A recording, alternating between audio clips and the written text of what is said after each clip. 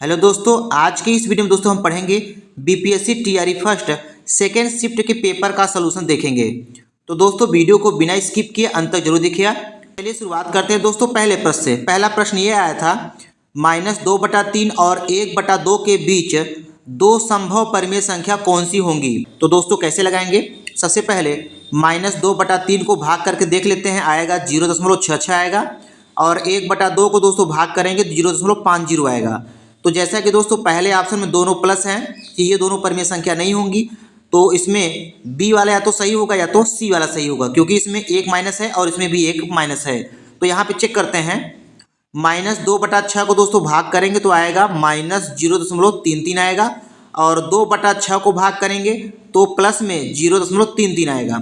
इसी हिसाब से दोस्तों -1/6 को भाग कर लेंगे तो आएगा -0.16 और 4/6 को भाग कर लेंगे तो आएगा 0.66।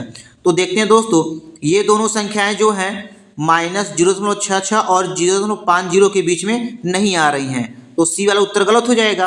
अब बी वाला चेक कर लेते हैं, -0.33 ये जो है इन दोनों के बीच में आएगा और 0.33 ये भी जो है इन दोनों के बीच में आएगा।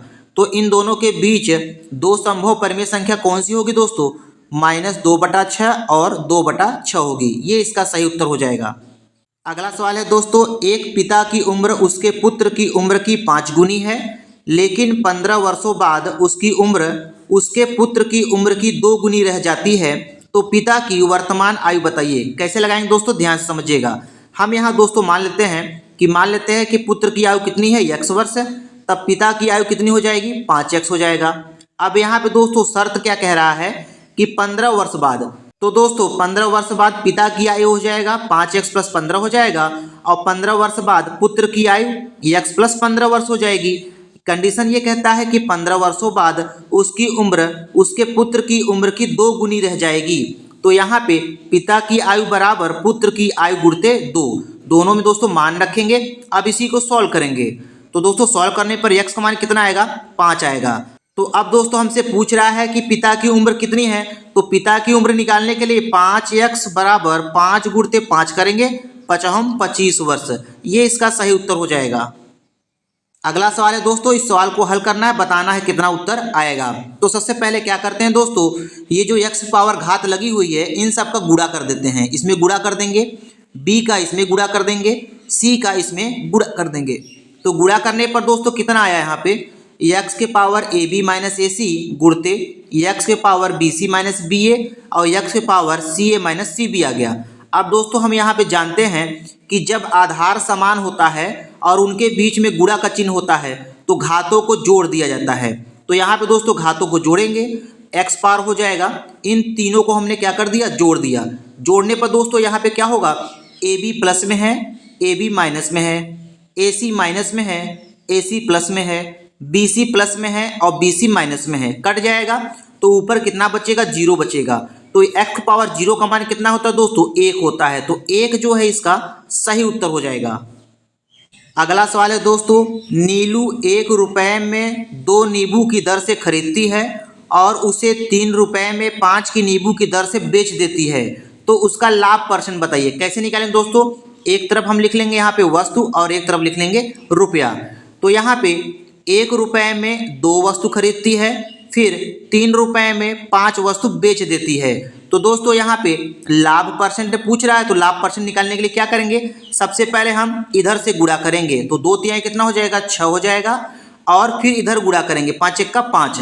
तो जितना दोस्तों इसको हमने गुणा किया उतना घटा देंगे, और जितना हमने घटाया है उतने से क्या कर देंगे, भाग कर देंगे, और परसेंटेज बदलने के लिए 100 का गुणा कर देंगे। अब इसी को सॉल्व करेंगे तो 6 में से 5 गए 1/5 और गुणते कितना, 100 हो जाएगा। 5 से कैंसिल करेंगे, कितना आएगा, 20% का क्या होगा इसको दोस्तों, लाभ होगा। ये इसका सही उत्तर हो जाएगा। अगला सवाल है दोस्तों, इस सवाल में हमें n का मान बताना है। तो सबसे पहले हम क्या करते हैं दोस्तों, यहाँ पे 3/4 है, तो यहाँ भी हम क्या बना लेते हैं, 3/4 बना लेते हैं। तो दोस्तों 3/4 यहाँ पे बनाने के लिए क्या करेंगे, इस वाली संख्या को हम पलट देंगे, पलटने पर ये घात क्या हो जाएगी, प्लस में हो जाएगी।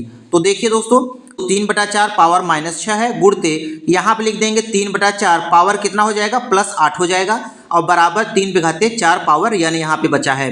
अब दोस्तों हम जानते हैं कि जब आधार बराबर होता है, बीच में गुणा का चिन्ह हो, तो घातों को जोड़ दिया जाता है।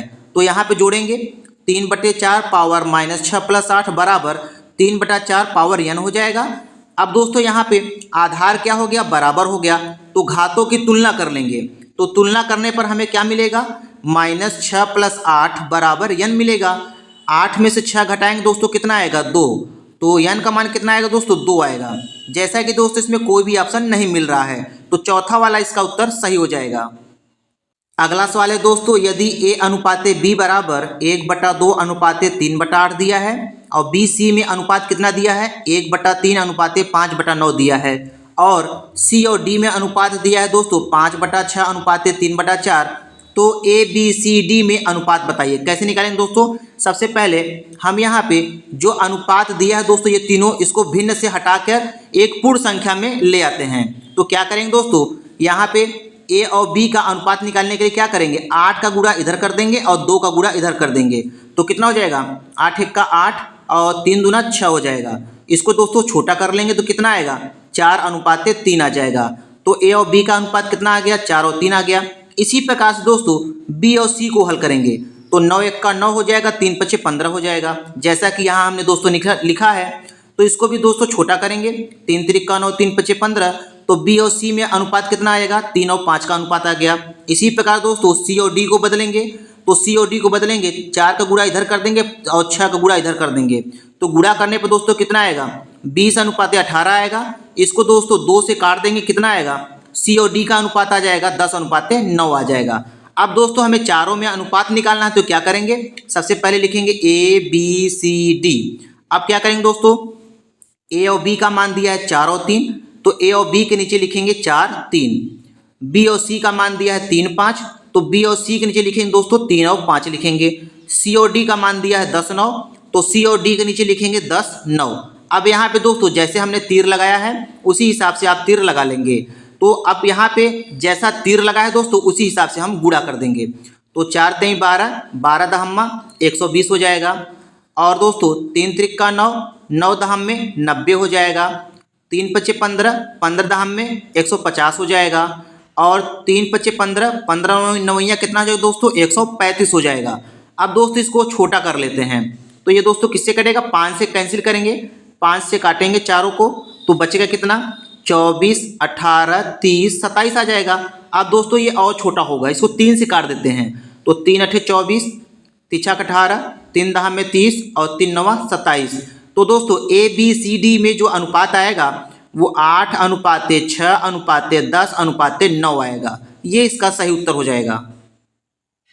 अगला सवाल है दोस्तों, इस सवाल को सॉल्व करना है, बताना है कितना उत्तर आएगा। कैसे सॉल्व करेंगे, यहाँ पे दोस्तों जो घात माइनस में दिया है ना उसको पहले हम प्लस में बनाएंगे।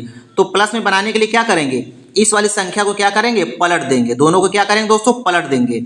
जैसा कि दोस्तों यहाँ पे हमने लिखा है 1/4 + 1/8 हो गया, भाग का चिन्ह लगाएंगे। इस वाली घात को भी हम क्या करेंगे, प्लस में करेंगे, तो इसको क्या कर देंगे दोस्तों, पलट देंगे। तो यहाँ पे कितना आ जाएगा, 2/3 का होल स्क्वायर। अब इसी को दोस्तों सॉल्व करेंगे, तो यहाँ पे दोस्तों ये भिन्न का जोड़ है, इसको सॉल्व कर लिया। और यहाँ पे 2 का स्क्वायर करेंगे और 3 का स्क्वायर करेंगे तो 4/9 आएगा। इसको सॉल्व करने पर दोस्तों कितना आया, 3/8 आ गया। और इसको ऊपर ले जाएंगे, कितना हो जाएगा, 9/4 हो जाएगा। अब दोस्तों ये भिन्न का भाग हो गया, पहली वाली संख्या ऐसे उतारेंगे, भाग के जगह गुणा का चिन्ह लगाएंगे और इसको पलट देंगे। पलटने पर दोस्तों ये संख्या सॉल्व करेंगे, 3 × 1 = 3, 3 × 3 = 9, 4 × 1 = 4, 4 दूनी 8 हो जाएगा। तो नीचे बचेगा 1/6 बचेगा, तो 1/6 दोस्तों इसका सही उत्तर हो जाएगा। सवाल है दोस्तों, a का वजन b के वजन का 25% और c के वजन का 40% है, तो c के वजन का कितना परसेंट b के वजन के बराबर होगा। कैसे निकालेंगे दोस्तों, सबसे पहले हम यहाँ लिख लिए a b c लिख लिया दोस्तों। अब यहाँ पे कहता है कि a का जो वजन है वो b के वजन के कितना परसेंट है दोस्तों, 25% है। तो b का वजन दोस्तों हम मान लिए कितना है, 100 है, तो a का वजन कितना हो जाएगा, 100 का 25% हो जाएगा। तो 100 का 25% कितना होगा दोस्तों, 25 होगा। तो a का वजन 25 हो गया और b का वजन 100 हो गया। अब आगे ये कहता है दोस्तों कि जो a का वजन है वो c के वजन का 40% है। तो यहाँ पे दोस्तों a का वजन c के वजन के 40% यहाँ पे लिख लिया। ए का वजन हमको मिला था 25, यहाँ रख लिया, तो सी का मान कितना आएगा दोस्तों 125/2 आ गया। अब यहाँ दोस्तों कहता है कि सी के वजन का कितना परसेंट, तो दोस्तों हम मान लेते हैं सी के वजन का x% जो है वो b के वजन के क्या होगा बराबर होगा। तो b का वजन कितना है दोस्तों यहाँ पे 100 है। इसी को सॉल्व करेंगे दोस्तों, तो ये हो जाएगा 125/2 गुणते x बटा कितना हो जाएगा 100 बराबर 100 हो जाएगा। तो 25 पंचे 125 और 25 चौका 100 हो जाएगा। 5 से दोस्तों इसको कैंसिल करेंगे तो कितनी बार जाएगा 20 बार। नीचे क्या बचा दोस्तों 4 दूनी 8 बचा। तो x का मान दोस्तों निकालेंगे कितना हो जाएगा x बराबर 8 गुणते 20 हो जाएगा। तो 160 जो है इसका सही उत्तर हो जाएगा। एक धनराशि 8 वर्षों में स्वयं की 3 गुनी हो जाती है।